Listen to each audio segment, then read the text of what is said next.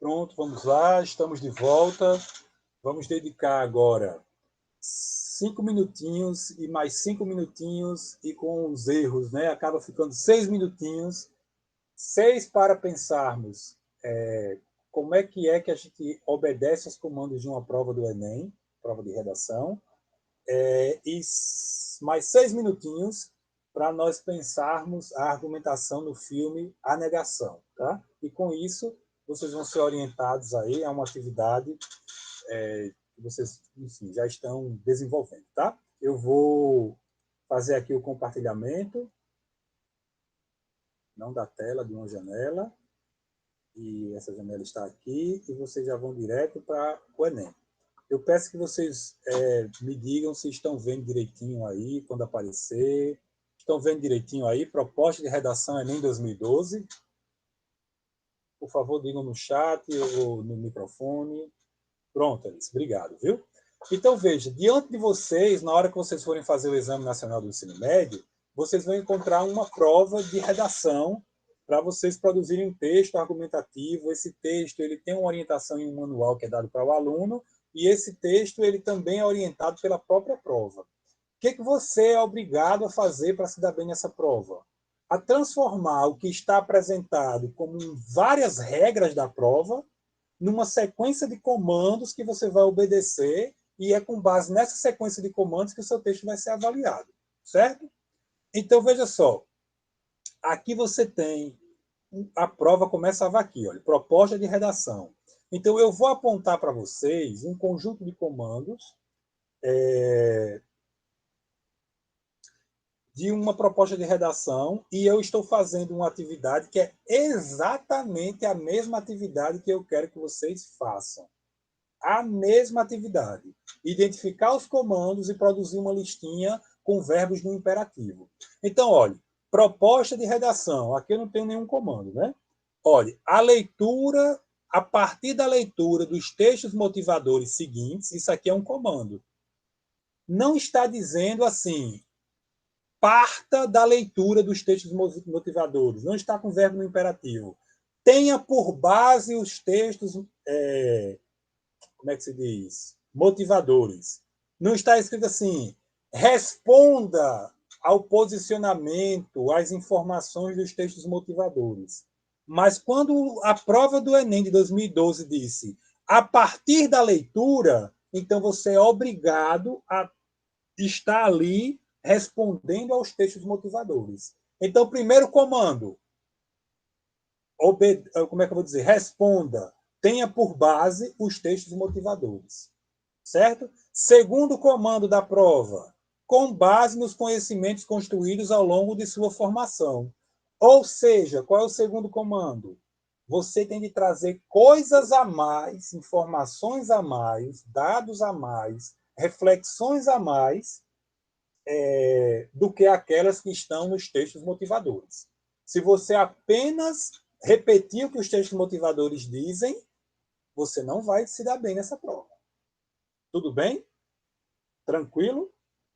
Segundo comando, redija um texto dissertativo argumentativo respeitando a norma padrão de língua portuguesa. Esse é o segundo comando. Beleza? Esse é o segundo comando da prova. Redija um texto dissertativo argumentativo. Esse está com o verbo no imperativo. Está mandando você fazer. O quarto comando, na minha análise, o quarto comando, escreva sobre o tema o movimento migratório para o Brasil no século XXI. Então, você precisa pensar uma hipótese, uma possibilidade de reflexão sobre como é que nesses nossos tempos de ano 2000 e não sei das quantas, vai se dar a vinda de estrangeiro para o Brasil. Vai ter gente querendo vir para o Brasil ou não vai ter gente vindo para o Brasil? As pessoas vão querer vir para o Brasil por quais motivos? Ou as pessoas não vão querer vir para o Brasil por quais motivos? Você é obrigado a escrever sobre esse tema. Tudo bem? Tranquilo? Essa é a terceira vez, tal, no mínimo a segunda vez que eu estou mostrando. E é claro que a gente aprende repetindo. É meu dever de professor apresentar e apresentar de novo. Tá certo? Eu quero que vocês tirem nota máxima no Enem. Beleza? Olha o quinto comando. Aqui está na forma do gerúndio, apresentando. Esse apresentando significa apresente. Apresente proposta de intervenção. Você é obrigado. Eu estou lendo como quinto comando. E você pode ler como parte desse comando ou como um sexto comando, ó, respeite os direitos humanos. Respeite a dignidade da pessoa humana. Uma pedra você pode quebrar, um ser humano você não pode quebrar, independentemente de quem ele seja.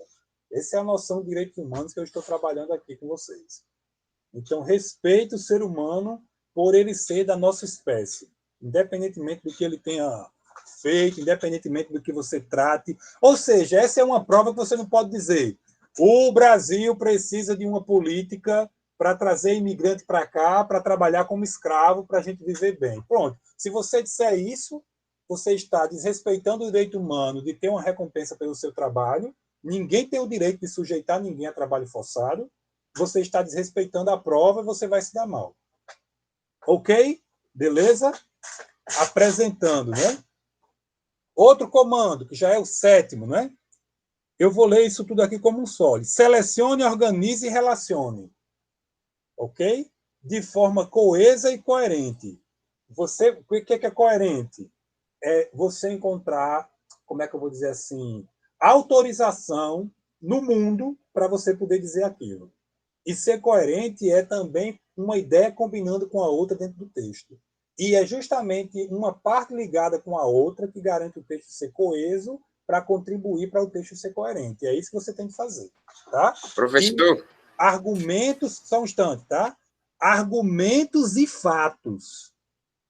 Então, você, nas suas 30 linhas, você tem de trazer ideia como argumento, mas também precisa trazer algum fato, alguma informação, alguma coisa factual para defender o seu ponto de vista. Olhe, então aqui tem para defesa.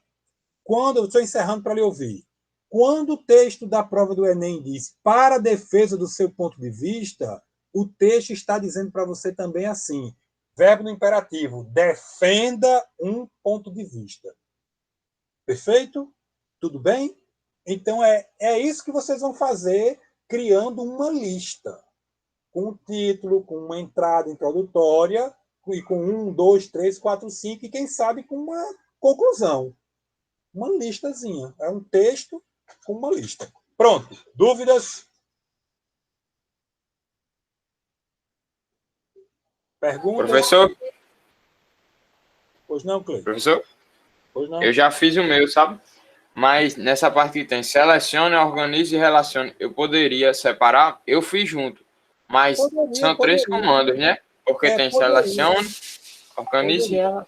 relacione. Poderia. São 3 verbos aí, né? Poderia. Pessoal, eu vou interromper, então, a gravação desse momento. Não, não vou interromper, não. Eu vou direto para a sequência argumentativa. Certo?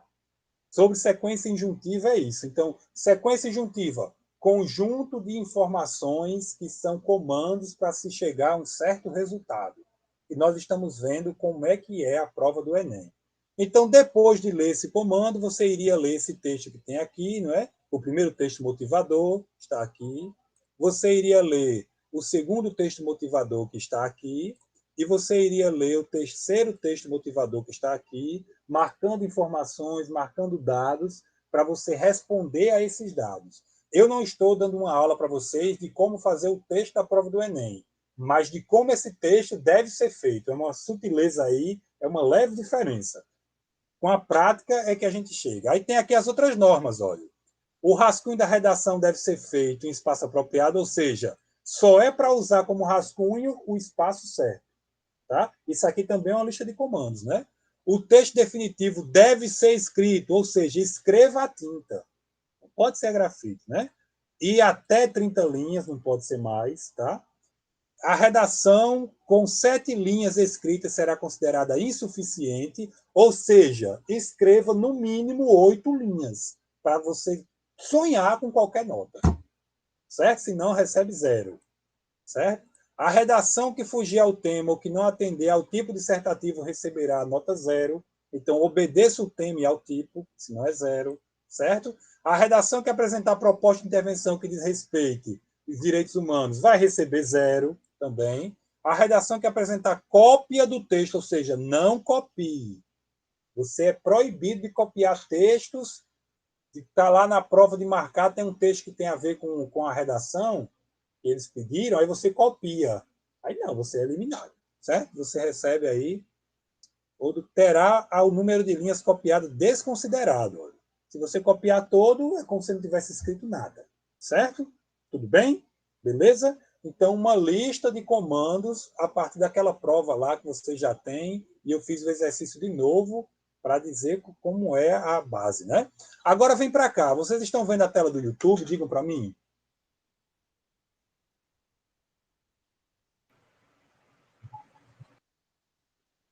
Hein, pessoal? Estão vendo a tela do YouTube?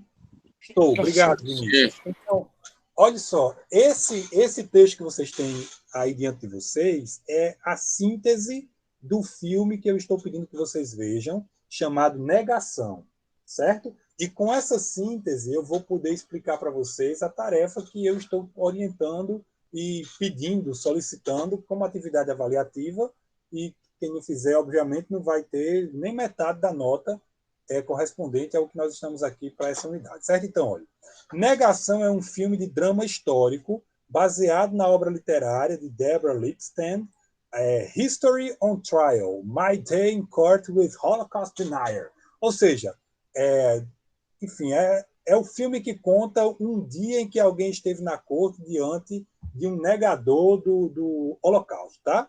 Então, o que é que o filme faz? O filme dramatiza o caso Irving versus, né, contra a editora, né, Penguin Books, tá? Na qual Lipstadt, quem é ela? Uma escritora historiadora, foi processada pelo negacionista do Holocausto, David Irving, por meio de uma ação de difamação. Então ele foi lá ao tribunal e disse, olha, essa mulher me difamou. Isso é a tese dele, certo? E ele vai diante do juiz, veja o filme, quem não viu ainda, o filme é muito bom. Então ele vai diante do juiz com essa tese, ela me difamou, certo? Ao longo da história, a história segue os passos de Lipstadt e sua defesa. Então, a defesa da escritora vai dizer, não, ela não difamou. Então, você tem aí duas teses diante do juiz. A tese de que ela difamou e a tese de que ela não difamou. O que eu estou orientando vocês a fazerem como exercício de compreensão? Listem 5 argumentos do Irving para dizer que ele foi difamado e listem 5 argumentos da advocacia de Lipstadt para dizer que ela não difamou. Ok? Beleza? Então, o que acontece? No sistema britânico, no Brasil é assim, se eu disser que um de vocês me difamou, eu preciso provar que um de vocês me difamou. O que é difamar? É dizer que alguém fez uma coisa vergonhosa, uma coisa que fere a imagem pública de uma pessoa. Essa coisa não é crime. É uma coisa que é vergonhoso para ele, que alguém conte que ele fez, que alguém diga que ele fez, certo? Quando é um crime, é calúnia. Quando é uma coisa que não é crime, é difamação.